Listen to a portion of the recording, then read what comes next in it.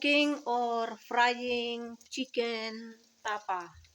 I have 2 pieces of breast, then I slice this one, then I marinate it. I put soy sauce, vinegar, garlic, salt, and black pepper. Then now this is already cooked because this is only 2 pieces of chicken breast. So next I have to cook also tortang talong. Now I have to put oil here.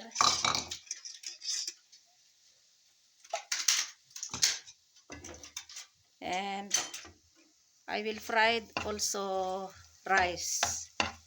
As you can see, the garlics, abundance of garlics. Then I have leftover rice, so I have to fry this one. Put some salt.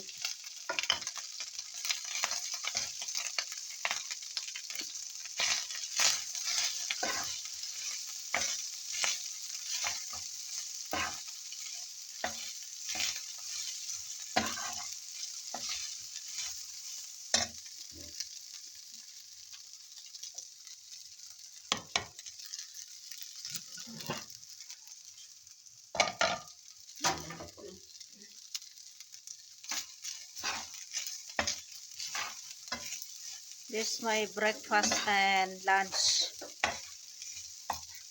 Because morning time, I drink only tea with paratha. So now time I think is 2:30. I think no, it's still 2 o'clock I think. Because just now I finished namas or duhar.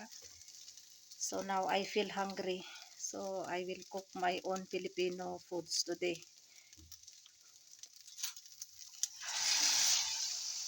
Tortang talong.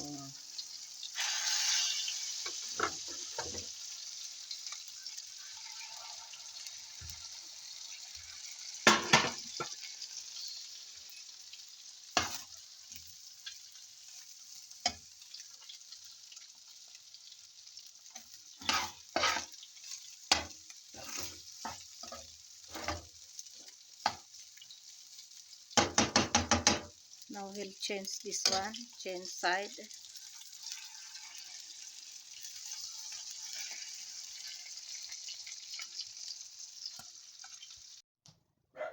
Luto na ang aking fried rice with tortang talong, chicken tapa, and slices of tomatoes with black coffee.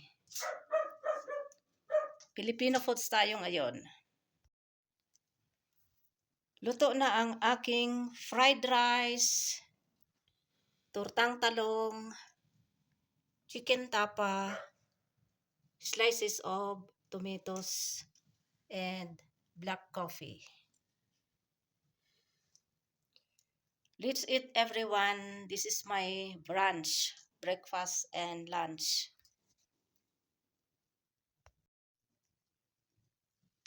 Katapos ko lang kumain, kaya busog-lusog. Tingnan nyo itong plato ko, ang linis. Wala kahit isang botel ng kanin. May natira pa pang dinner ko. At saka konting chicken tapa para ito sa kanila. Hati-hati sila. Kasi konti lang naman yung aking niloto. 2 chicken breast ng chicken. Tapos in-slice ko ng ganito. Then mayroon pang talong, tortang talong, salad. Ayan.